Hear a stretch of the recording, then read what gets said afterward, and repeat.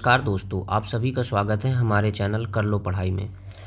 तो दोस्तों, इस वीडियो में हम देखने वाले हैं सबसे इम्पोर्टेंट टेंस जो कि है हमारा फ्यूचर इंडेफिनिट टेंस। तो हम इसमें देखेंगे फ्यूचर इंडेफिनिट टेंस। ठीक, तो सबसे पहले देखेंगे कि इसको पहचानते कैसे हैं कि कोई भी टेंस, जो कोई भी वाक्य दिया हुआ है, ये फ्यूचर इंडेफिनिट टेंस में है या नहीं है। तो सबसे पहले देखेंगे इसका आइडेंटिफिकेशन। आइडेंटिफिकेशन यानी कि पहचान। आइडेंटिफिकेशन है इसकी कि इसमें गा, गे और गी वाक्यों के अंत में लगा रहता है ये। ठीक है, यानी कि जो भविष्य है उस समय में काम समाप्त हो रहा होगा। तो हम कह सकते हैं कि आने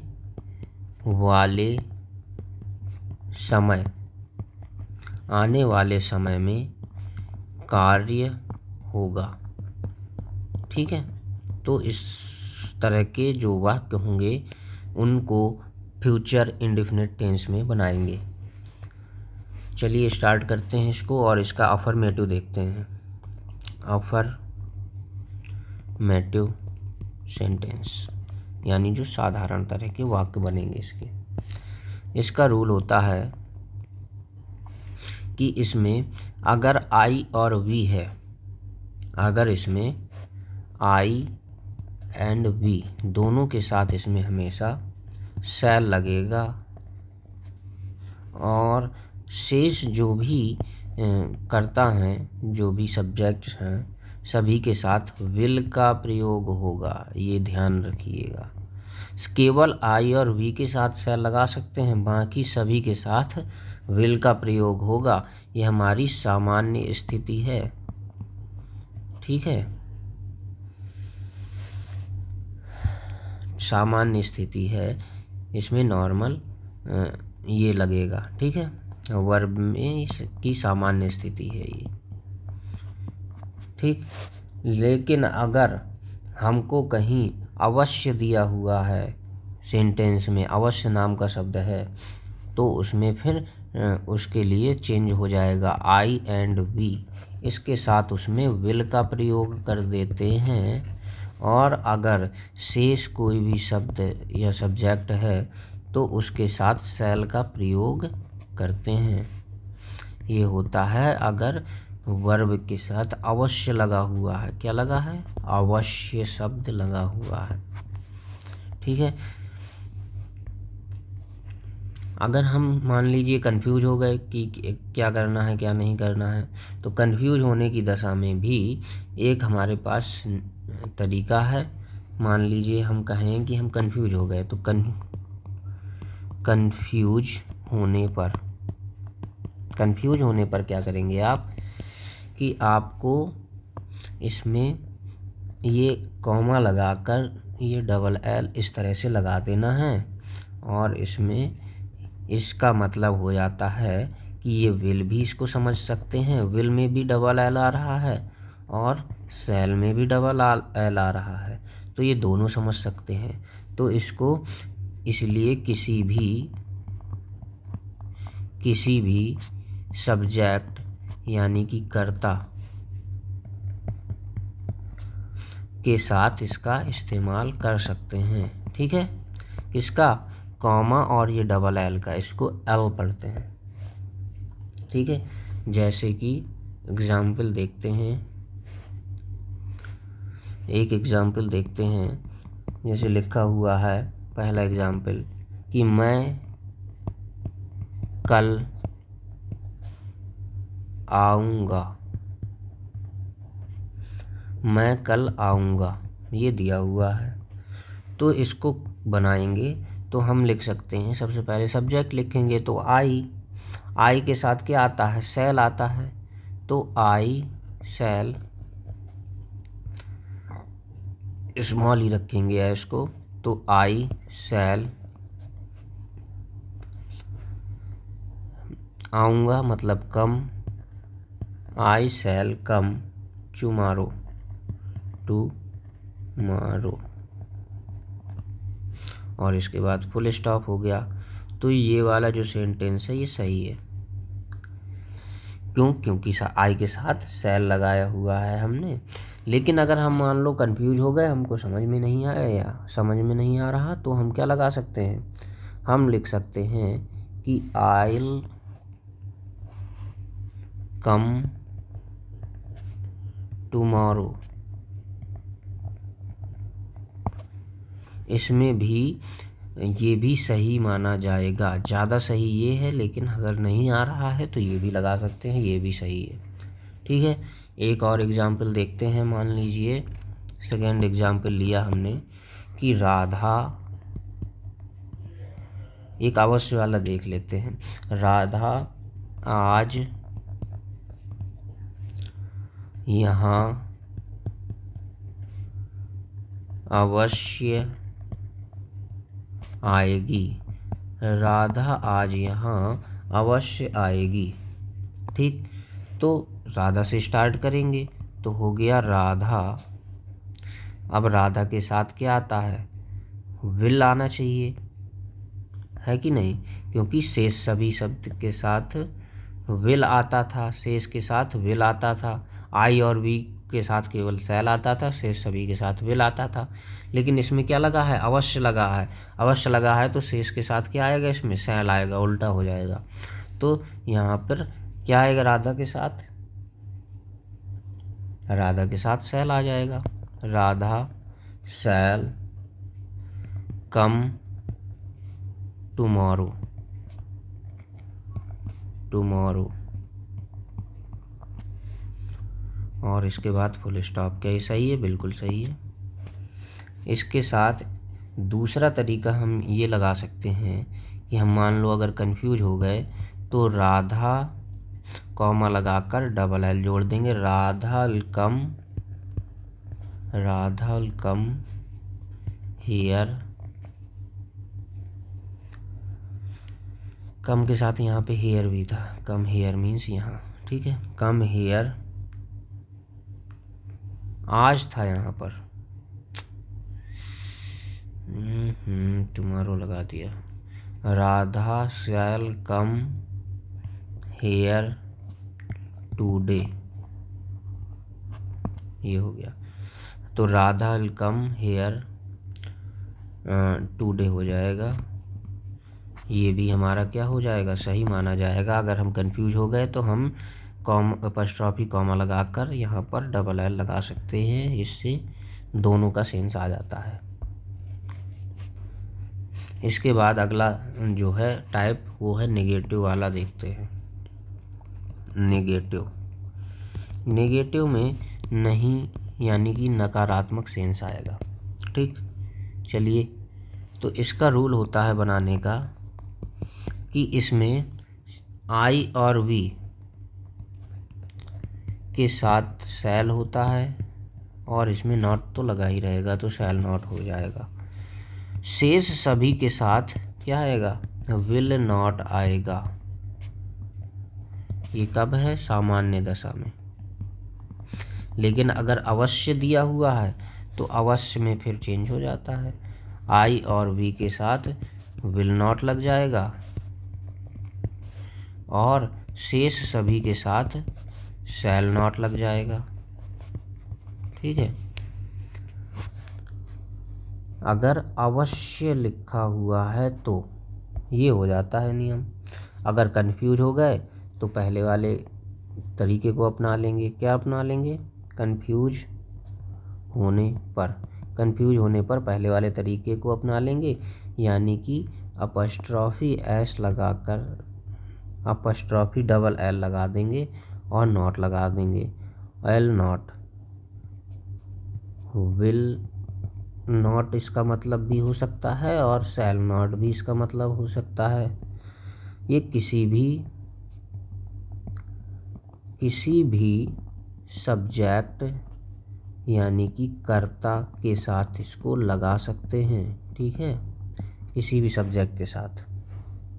अब आगे बढ़ते हैं। और नेगेटिव का एग्जाम्पल एक देखते हैं। तो मान लीजिए एक एग्जाम्पल लेते हैं यहाँ पर कि एक ही एग्जाम्पल लेते हैं। लिखा हुआ है मैं आज हिंदी नहीं पढ़ाऊँगा। मैं आज हिंदी नहीं पढ़ाऊँगा। ठीक है, ये लिखा हुआ है। तो इसको बनाएंगे। सबसे पहले आएगा आई के साथ आता है शैल, तो आई शैल नॉट, ऐसे स्मॉल रहेगा। आई शैल नॉट टीच, पढ़ाने की हो गई teach, Hindi. I shall not teach Hindi today, ये बन गई। और इसके बाद ये वाला पूरी तरह से सही है। क्यों? क्योंकि आई के साथ शैल लगता है, नॉट लगता है, शैल नॉट लगता है। ठीक। इसके बाद अगर हम कंफ्यूज हो गए तो हम ये भी लगा सकते हैं, आइल नॉट टीच हिंदी टुडे। उम्मीद है अब आपको समझ में आ गया होगा कि कंफ्यूज हो जाने की स्थिति में, समझ में ना आने की स्थिति में इसको लगा सकते हैं, तो इससे कवर हो जाता है। ठीक है, आगे बढ़ते हैं। अब देखते हैं इंटेरोगेटिव। तो इंटेरोगेटिव यानी कि इसमें प्रश्न पूछा जाएगा। ठीक है, ये हो जाएगा प्रश्नवाचक। सबसे पहला वाला टाइप देखते हैं। इसमें क्या रहेगा? क्या से आरंभ होगा, तो क्या से आरंभ होने वाले वाक्य, क्या से आरंभ होने वाले वाक्य। ठीक है, क्या से आरंभ होने वाले वाक्य का नियम होता है कि इसमें सबसे पहले आएगा विल या शैल, फिर आएगा सब्जेक्ट, फिर आएगा वर्ब की फर्स्ट फॉर्म, प्लस आएगा अन्य शब्द, और इसके बाद लास्ट में प्रश्नवाचक चिन्ह भी जरूर लगा रहेगा। ठीक है, तो चलिए आगे बढ़ते हैं और इसके एग्जाम्पल के तौर पर इसको समझने का प्रयास करते हैं। एग्जाम्पल हमको दिया हुआ है, क्या रवि आपको हिंदी पढ़ाएगा? क्या रवि आपको हिंदी पढ़ाएगा? तो इसको बनाने के लिए सबसे पहले विल या शैल से स्टार्ट करेंगे, क्योंकि क्या से स्टार्ट हो रहा है, इसका मतलब कि विल या शैल से यानी सहायक क्रिया से स्टार्ट करेंगे। तो सबसे पहले विल लगेगा रवि के अनुसार विल आ जाएगा, क्योंकि अन्य वर्ड के साथ क्या आता है? विल आता है हमेशा। तो विल लग गया, will Ravi teach Hindi to you, ये हो गया will Ravi teach Hindi to you. इसके बाद है दूसरा बनाने का तरीका इसका, जो कि हो जाएगा will Ravi teach you Hindi. इस तरह से भी लिख सकते हैं, कोई दिक्कत नहीं है, दोनों सही। अगला टाइप देखते हैं। तो सेकंड टाइप हो जाएगा। इसमें क्या रहेगा कि क्या बीच में आएगा, क्या बीच में आए या अन्य इंट्रोगेटिव वर्ड जो हैं ये कहीं भी आए। इस तरह का रहेगा।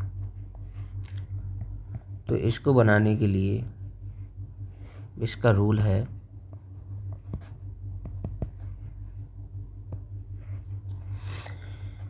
कि सबसे पहले इंट्रोगेटिव वर्ड को रखा जाए, तो इंट्रोगेटिव वर्ड हो गया प्लस विल या शैल, जो भी लगाना हो वो लगाएं। इसके बाद सब्जेक्ट को रखा जाए, फिर वर्ब की फर्स्ट फॉर्म प्लस अन्य शब्द, लास्ट में प्रश्नवाचक चिन्ह अवश्य लगा दिया जाए।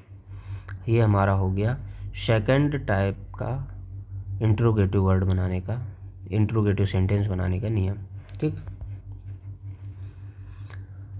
अब देखते हैं एग्जाम्पल।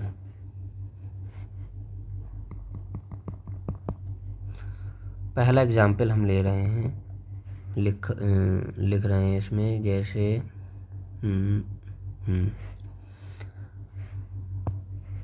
वह वहाँ अपने मित्र के साथ क्यों जाएगा? वह वहाँ अपने मित्र के साथ क्यों जाएगा? ठीक है, वह वहाँ अपने मित्र के साथ क्यों जाएगा, इसका बनेगा वह वहाँ है अपने मित्र के साथ क्यों जाएगा। क्यों बीच में आ रहा है तो इसकी अंग्रेजी सबसे पहले बना देंगे, तो क्योंकि अंग्रेजी हो जाएगी वाई। अब हेल्पिंग वर्ब लगेगी, तो वह वहाँ क्यों जाएगा, तो वह के अनुसार क्या होगी, अन्य के साथ विल लगता है, तो वाई विल ही गो अपने मित्र के साथ विथ हिज फ्रेंड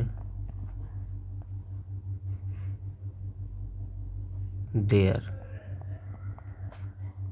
लास्ट में प्रश्नवाचक चिन्ह। Why will he go with his friend there, वह अपने मित्र के साथ वहाँ क्यों जाएगा। ये हो गया। दूसरा एग्जाम्पल समझते हैं। मान लीजिए लिखा हुआ है अंग्रेजी कौन पढ़ाएगा, अंग्रेजी कौन पढ़ाएगा। तो इसको हम बनाएंगे, सबसे पहले कौन की अंग्रेजी बनाएंगे, तो हो जाएगा हु सहायक क्रिया लगेगी will, who will teach English, और प्रश्नवाचक चिन्ह लग जाएगा लास्ट में। और एग्जाम्पल एक समझ लेते हैं। तीसरा लिखा हुआ है कौन सा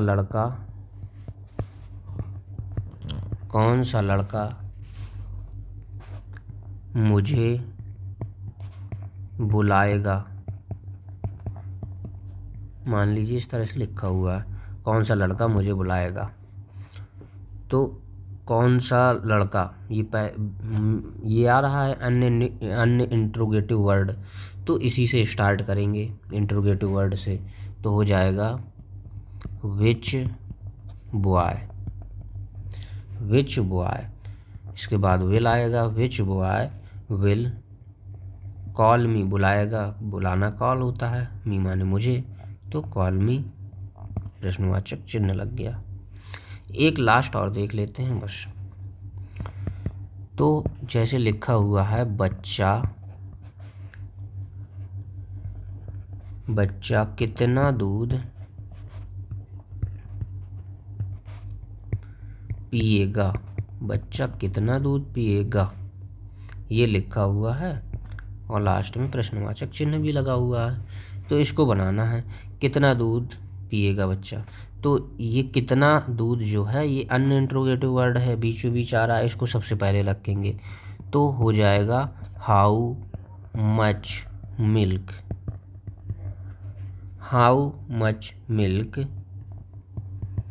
विल द चाइल्ड, विल सहायक क्रिया लगा दी, द चाइल्ड ड्रिंक पिएगा।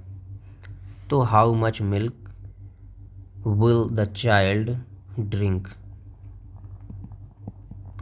और लास्ट में प्रश्नवाचक चिन्ह आ जाएगा। इस तरह से इन सेंटेंसेस को बनाने का प्रयास करते हैं। ठीक है, तो ये हो गया हमारा फ्यूचर इंडेफिनिट टेंस। इसके बाद आप देखते हैं, इसके बाद आगे अगले वीडियो में देखेंगे फ्यूचर कॉन्टिन्यूअस टेंस। अगर आपको ये हमारी वीडियो अच्छी लगी हो तो हमारे चैनल कर लो पढ़ाई, इस चैनल को सब्सक्राइब अवश्य कर लें और हमारे इस वीडियो को लाइक अवश्य करें। धन्यवाद।